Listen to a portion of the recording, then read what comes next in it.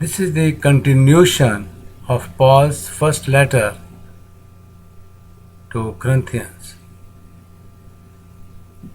And here, the Apostle Paul addresses the problems which were faced by the church in Corinth.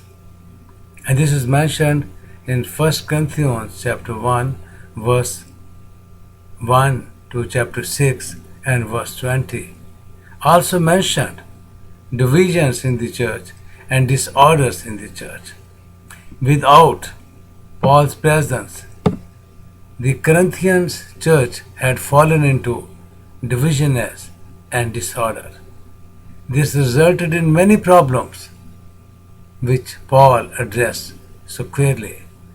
We must be concerned for unity and order in our local churches.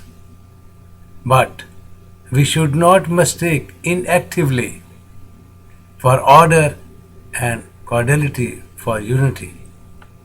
We, too, must clearly address problems in our churches. And number 2,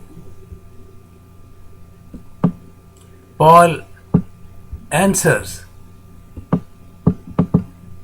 church questions which are mentioned in 1 Corinthians chapter 7 and verse 1 to chapter 16 and verse 24. Following are the important points which have already been mentioned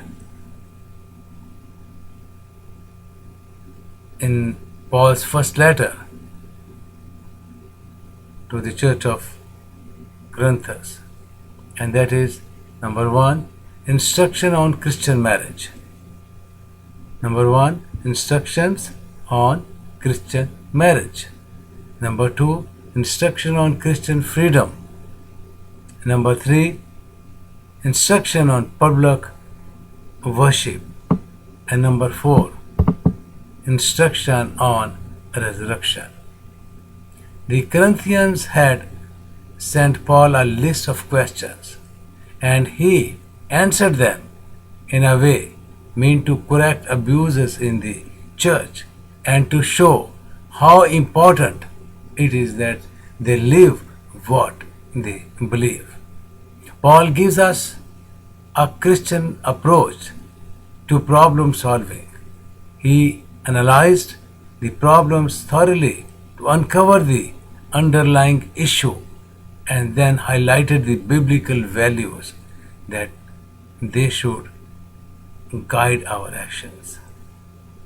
So the most important thing is that we should spend our lives according to what we believe and what the Bible teaches us. We must know the values of the Bible. And I suggest you, if you are a church leader, you must study these letters to different churches by Paul, and it will help you a lot to solve the problems in the church.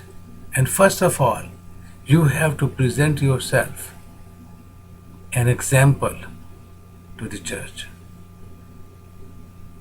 And for that, you need to study yourself even, the Word of God thoroughly.